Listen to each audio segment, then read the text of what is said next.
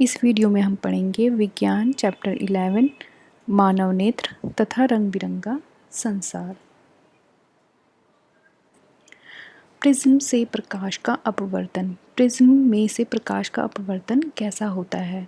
तो चित्रानुसार ABC एक कांच का प्रिज्म है। आप जैसे कि ये चित्र में देख रहे हैं, ABC एक प्रिज्म है। इसके तल AB तथा AC पर प्रकाश का अपवर्तन दर्शाया गया है। तो ये AB ये पॉइंट हो गया और B और A और C इसमें से प्रकाश का अपवर्तन हो रहा है। माना कि एक प्रकाश किरण जो है प्रकाश की जो किरण है कि प्रिज्म के पृष्ठ AB कोण I आपतन कोण पर आपतित कोण R पर अपवर्तित होती है। कि यहाँ सर हमने एक AB जो पृष्ठ है प्रिज्म का उस पर से ये P किरण पुंज है, ये PQ इधर से हमने ये किरण प्रकाश का किरण हम डालते हैं उस पर, तो वो वहाँ से I कोण बनाती है जिसे हम आपतित कोण कहते हैं। और तथा ये अपवर्तित होकर अपवर्तन कोण ये यहाँ पर जो देख रहे हैं आपको R वो बनाती है। तो इस तरह से किरण यहाँ पर से जाएगी आपतित किरण और आपतन किरण में परिवर्तित हो जाती है तथा कोण E निर्गत पर परगमित हो जाती है और फिर उसके बाद किरण बाहर निकलकर अपना जो मार्ग है वो विचलित कर देती है, जिसको हम एक बनाती है जो निर्गत कोण बनाती है, जिसको हम निर्गत किरण भी कहते हैं। तो आपतित किरण PQ को आगे बढ़ाने पर तथा निर्गत किरण RS को पीछे बढ़ाने पर दोनों G पॉइंट पर मिलती हैं और ये दोनों कोण अगर मान लो हम इसको आगे बढ़ा दें तो अगर हम प्रकाश डालते हैं तो वो सीधा ही जाता है ना, तो कायदे में ये कैसे जाना चाहिए था, सीधा जाना चाहिए था, बट ये अपवर्तन की वजह से मुड़ जाता है। तो अगर हम इसको एक आभासी लाइन खींचते हैं इस पर और RS वाली लाइन है उसको भी हम आभासी लाइन खींचते हैं आगे बढ़ा देते हैं तो दोनों एक पॉइंट G पर मिल जाते हैं, जो कि एक G बिंदु पर मिलते हैं और जो इन दोनों किरणों के बीच बना कोण विचलन कोण कहलाता है। तो इस पर जो कोण बनेगा उसको हम विचलन कोण कहेंगे और इसे सिग्मा से प्रदर्शित करते हैं। इस प्रकाश प्रिज्म से प्रकाश का अपवर्तन होता है और इस तरह से देखेंगे तो प्रकाश का जो अपवर्तन हो रहा है प्रिज्म से किस प्रकार हो रहा है ये शो होता है। अब इसमें चित्र की अगर देखें तो इसमें PQ है, क्या है P एंड Q, ये लाइन को हम बोलेंगे आपतित किरण की जो प्रकाश की किरण प्रिज्म पर डाली जा रही है और इस पर जो कोण बन रहा है उसको क्या बोलेंगे आपतन कोण I। ये जो आप I देख रहे हैं ये बनेगा आपतन कोण। फिर उसके बाद आता है अपवर्तित किरण QR, यहाँ से लेकर और यहाँ तक जो है ये कहलाएगी आपका अपवर्तन कोण। अब इसके बाद आता है RS निर्गत किरण। यहाँ से जब ये बाहर निकल जाती है प्रिज्म में से प्रकाश पुंज तो वो निर्गत किरण कहलाती है। तो RS इसमें आपको शो हो रहा है और इसके तरफ जो एंगल बनेगा E से हम जिसको डिनोट करेंगे वो कहलाएगा हमारा निर्गत कोण। अब ये दोनों ही जो पार्श्व हैं प्रिज्म के AB और ABC इनके बीच में एक कोण बनता है जिसको हम बोलते हैं प्रिज्म कोण। और विचलन कोण, एक और विचलन कोण बनता है जो किससे मिलता है, ये आपतित किरण और निर्गत किरण जो मिलकर पॉइंट जिस पर दोनों पॉइंट पर जिस पर मिलती हैं दोनों किरणें वो कहलाएगा हमारा विचलन कोण। अब प्रिज्म द्वारा प्रकाश का वर्ण विक्षेपण यानी कि जो कलर जो विक्षेपित होते हैं अलग अलग बैंड अलग अलग लाइनों में दिखते हैं हमें या एक बैंड बनाते हैं, तो वो किस प्रकार होता है। अब ये प्रिज्म है और प्रिज्म में से हमने श्वेत किरण पुंज निकाली। अब जैसे कि आपने पीछे देखा था कि ये सीधी जानी चाहिए लेकिन सीधी ना जाके कैसे हो जाती है, विचलित हो जाती है और इस तरह से निर्गत किरण के रूप में निकल जाती है। अब ये आप पिक्चर में देख रहे हैं कि कैसे हो रहा है। अब इसके बारे में पढ़ लेते हैं। न्यूटन के अनुसार सूर्य का प्रकाश कई रंगों के प्रकाश से मिलकर बना है। तो जब श्वेत प्रकाश की कई बारीक किरण पुंज किसी प्रिज्म से होकर गुजरती हैं तो प्रिज्म के द्वारा दूसरी ओर रखे सफ़ेद पर्दे पर प्रकाश का एक रंगीन पट्टी दिखाई देती है। अब हम क्या करेंगे कि अब कोई हम प्रिज्म ले लेते हैं उसमें से श्वेत प्रकाश निकालते हैं, तो यहाँ पर हम क्या करेंगे एक सफ़ेद पर्दा रख देंगे, जिससे क्या होगा कि जब ये इस पे से जो कलर्स निकलेंगे वो इस पर्दे पर पड़ जाते हैं, तो हमें एक 7 रंग की पट्टी दिखाई देती है। इस रंगीन पट्टी को प्रकाश का स्पेक्ट्रम कहते हैं। तो ये जो बैंड बनता है कि 7 डिफरेंट कलर का, तो वो क्या कहलाता है? स्पेक्ट्रम कहलाता है। इस स्पेक्ट्रम में ऊपरी सिरा लाल तथा निचली सिरा बैंगनी होता है। ऊपर क्या आप देखेंगे तो उसमें ऊपर का रंग लाल होगा और सबसे नीचे वाला रंग बैंगनी होता है। शेष रंग नीला, आसमानी, हरा, जामुनी, पीला इनके बीच में अवृतता से फैले होते हैं। इस प्रकार प्रकाश प्रिज्म से होकर श्वेत प्रकाश के गुजरने पर उसका अपने अवयवी रंगों में विभाजित होने की प्रकाशिक घटना को हम प्रकाश का वर्ण विक्षेपण कहते हैं। अब श्वेत प्रकाश के स्पेक्ट्रम का पुनर्योजन कि जो श्वेत प्रकाश होता है, हमने स्पेक्ट्रम ये प्रिज्म में से निकालते हैं तो वो 7 रंगों में बढ़ जाता है, डिवाइड हो जाता है, लेकिन उन 7 रंगों को फिर से वापस श्वेत रंग का प्रकाश में से कैसे परिवर्तित करते हैं उसके लिए देखेंगे हम। तो पहले इस चित्र को देख लेते हैं कि इसमें आप देखेंगे कि हमने पहले जैसा पीछे देखा था कि श्वेत प्रकाश गुजारा और वो 7 रंगों में डिवाइड हो गया, ऊपर रेड और नीचे वॉयलेट। अब उसी के सामने जो है प्रिज्म को हम उल्टा करके रख देते हैं कि यहाँ पर ए ऊपर आ रहा है तो यहाँ पर क्या होगा, ए नीचे आ जाएगा। तो उसके बाद से जब हम उसमें प्रकाश प्रवाहित करेंगे तो वो वापस सफ़ेद रंग में आ जाएगा। चित्रानुसार जब 2 प्रिज्म को इस प्रकार व्यवस्थित किया जाता है कि उनके फलक समांतर हो जाएं। जब पहले प्रिज्म से श्वेत प्रकाश गुजरता है तो वह रंगीन स्पेक्ट्रम बनाता है, ये आप पीछे पढ़ ही चुके हैं। और यदि इसी स्पेक्ट्रम को, जो रंगीन स्पेक्ट्रम है, इसको उल्टे प्रिज्म से गुजारते हैं तो पुनः श्वेत प्रकाश प्राप्त हो जाता है। इसे ही श्वेत प्रकाश के स्पेक्ट्रम का पुनर्योजन कहते हैं।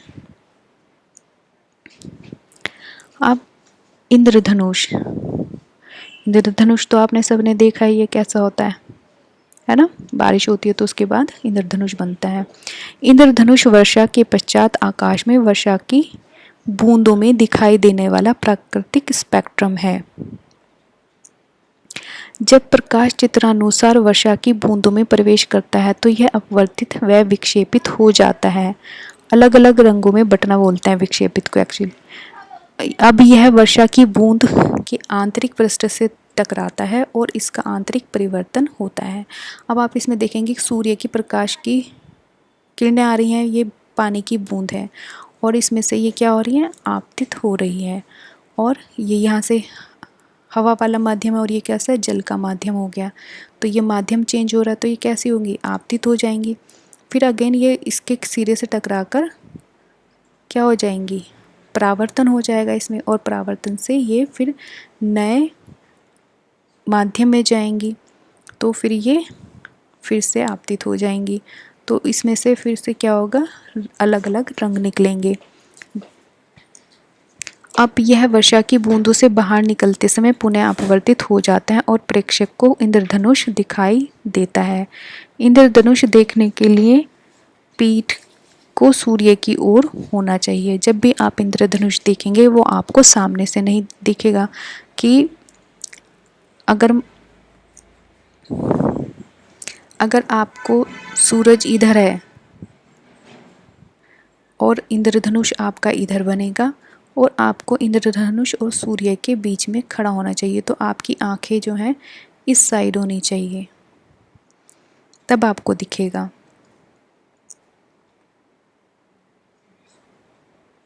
अब है अग्रिम सूर्योदय तथा विलंबित सूर्योदय। अब ये अग्रिम सूर्योदय, विलंबित सूर्योदय होता क्या है?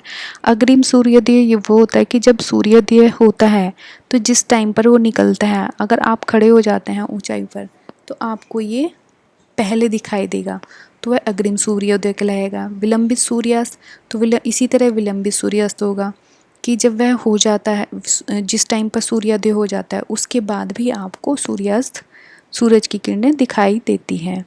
तो इसमें आप देखेंगे कि ये पृथ्वी है और आप ये यहाँ पर खड़े हुए हैं, तो यहाँ पर ये क्षितिज लाइन हो गई जो आपकी ज़मीन से टच हो रही है, तो ये आपकी आभासी स्थिति हो गई। तो अगर आप उगते हुए सूरज को देखेंगे तो वो आपको पहले दिखाई दे जाएगा। इसी तरह जो नीचे डूब रहा है सूरज वो आपको देर तक दिखाई देगा। अब वायुमंडलीय अपवर्तन के कारण सूर्य हमें वास्तविक सूर्योदय से लगभग 2 मिनट पूर्व दिखाई देने लगता है। कितने मिनट पहले दिखाई देने लगता है? 2 मिनट पहले दिखाई देने लगता है, तथा वास्तविक सूर्यास्त के लगभग 2 मिनट पश्चात तक हमें दिखाई देता रहता है। वास्तविक सूर्योदय से तात्पर्य है कि सूर्य द्वारा वास्तव में क्षितिज को पार करना है, तथा वास्तविक सूर्यास्त का तात्पर्य सूर्य का क्षितिज से नीचे की ओर जाना है। वास्तविक सूर्योदय व आभासी सूर्योदय अथवा वास्तविक सूर्यास्त व आभासी सूर्यास्त के बीच का समय अंतराल 2 मिनट होता है। इस प्रकार दिन की अवधि में 4 मिनट की वृद्धि हो जाती है। इसी परिघटना के कारण ही सूर्योदय तथा सूर्यास्त के समय सूर्य की चक्रिका चपेटी प्रतीत होती है। अब तारों का टिमटिमाना आपको कैसे दिखता है? कि तारे आपको आसमान में टिमटिमाते हुए दिखते हैं ना, एक्चुअली में होता क्या है वो भी देखते हैं, वो भी प्रकाश के प्रकीर्णन के कारण ही होता है। अब ये तारा ये है, आप नीचे खड़े हुए हैं, अब इसमें आपको जो दिखेगा ये तारे की आपकी आभासी स्थिति है। एक्चुअली में तारा यहाँ है लेकिन आपको टिमटिमाता है तो कभी यहाँ पर दिखाई देता है, कभी यहाँ पर दिखाई देता है, तो ये इसकी आभासी स्थिति हो गई। और यहाँ से यहाँ तक क्या हुआ? अपवर्तन हो रहा है, क्योंकि जब यहाँ आसमान से आप देखेंगे और यहाँ तक आपकी आंखों तक जाएगा तो बीच में डिफरेंट टाइप के कण होंगे, है ना, तो उनसे टकराएगा तो वो विचलित करता है दस्ते को। तो पढ़ लेते हैं हम इसके बारे में। जब तारों का प्रकाश पृथ्वी के वायुमंडल में प्रवेश करता है तो इसका लगातार अपवर्तन होता रहता है। क्योंकि लगातार अपवर्तन क्यों होता है? क्योंकि यहाँ पर बीच में हमने बताया कि अभी कि कण होता है छोटे बड़े हर टाइप के, तो उसमें से क्या होता है जो प्रकाश आएगा तो वो उन कणों से टकराता हुआ आता है। क्योंकि ऊपरी वायुमंडल के नीचे पृथ्वी की सतह तक परतों की सघनता तथा घनत्व बढ़ता जाता है और पृथ्वी से लेकर आपके वायुमंडल से लेकर पृथ्वी तक क्या है, कई सतहों में बटा हुआ है वायुमंडल। अतः तारा के प्रकाश का अनेक बार अपवर्तन होने के कारण वह अभिलंब की ओर झुकता और मुड़ता जाता है। अब जब बार बार अपवर्तन चेंज होगा तो कभी इधर दिखेगा कभी इधर दिखेगा। आपको अपवर्तन आपने देखा ही है कि जब एक माध्यम से दूसरे माध्यम में जाता है तो किरणें कैसी हो जाती हैं? विक्षेपित हो जाती हैं। इसी तरह से जब वो अलग अलग माध्यम से गुजरेगा तो बार बार किरणें, प्रकाश की किरणें कैसी होंगी? वो भी विचलित होंगी, कभी ऐसे कभी ऐसे, तो जिससे तारों की आभासी स्थिति बनती है। तो कभी तारा आपको यहाँ पर दिखेगा कभी यहाँ पर दिखेगा, तो जो वास्तविक स्थिति से कुछ ऊंचाई पर प्रतीत होता है और क्षितिज से देखने पर तारे टिमटिमाते हुए प्रतीत होते हैं। उगते व छुपते सूरज लाल क्यों दिखाई देते हैं ये भी पढ़ लेते हैं हम। तो यहाँ पर ये देखेंगे कि इस चित्र को देख लेते हैं पहले कि जब सूर्योदय हो रहा है तो आप क्षितिज के नज़दीक हैं, ठीक है, और जब सूर्य नज़दीक हो रहा है ये आपका बीच में क्षितिज हो गया जो आपके सिरा है आपका। तो नीले प्रकाश का कम प्रकीर्णन होता है, ये आपको पता ही है, और लाल प्रकाश का क्या होता है? प्रकीर्णन अधिक होता है। तो सूर्योदय व सूर्यास्त के समय प्रकाश की किरणें अधिक दूरी तय करके हमारी आंखों तक पहुंचती हैं तथा इन किरणों के मार्ग में धूल के कण तथा वायु के अणुओं द्वारा प्रकाश किरणन का अधिक प्रकीर्णन होता है। जहाँ प्रकीर्णन की बात आई तो मतलब कि एक किरण निकलेगी और उसमें से जब वह किसी माध्यम से में गुस्से होकर गुजरेगी तो वो कितने रंगों में आएगी? 7 रंगों में डिवाइड हो जाएगी। तो उससे क्या होगा? तो जब वायु अणुओं से द्वारा प्रकाश की किरणों का अधिक प्रकीर्णन होगा। अब इस प्रकीर्णन के कारण क्या होगा? नीली व बैंगनी किरणें बिखर जाती हैं क्योंकि इनका प्रकीर्णन सबसे अधिक होता है। इस प्रकार हमारी आंख तक लाल किरण नहीं पहुंच पाती, फलस्वरूप सूर्य उदय व अस्त होते समय लाल रंग दिखाई देता है। अब आकाश का रंग नीला होना ये क्यों होता है? तो आसमान का रंग नीला प्रकाश के प्रकीर्णन के कारण ही होता है। तो ये घटना भी किस पर निर्भर है? प्रकाश के प्रकीर्णन पर ही निर्भर है। जब सूर्य की किरण हमारी पृथ्वी के प्रकाश में प्रवेश करती हैं तब ये किरणें वातावरण में मौजूद धूल कण जैसे जल वाष्प आधे से टकराकर 7 रंगों में टूट जाती हैं। कि एक ये किरण निकली और धूलकण से टकराई और कितने 7 रंगों में डिवाइड हो गई।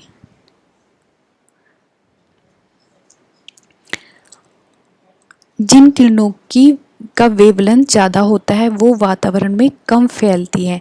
जैसे लाल, नारंगी, पीली, ये कैसी होती है, इनकी वेवलेंथ कम ज़्यादा होती है। और जिन किरणों की वेवलेंथ कम होती है वो वातावरण में ज़्यादा फैल जाती हैं। जैसे आसमानी, नीला, बैंगनी रंग। तो जो नीला रंग होता है उसकी वेवलेंथ कम होती है बैंगनी रंग की, तो हमें आसमान इसलिए वो ज़्यादा फैल जाएगा आसमान में, और इसलिए हमें आसमान जो है नीला रंग दिखाई देता है। नीला रंग हमारी आँखों को ज़्यादा आकर्षित करता है, तो हमें वो बैंगनी ना दिख के नीला रंग दिखता है। Thank you.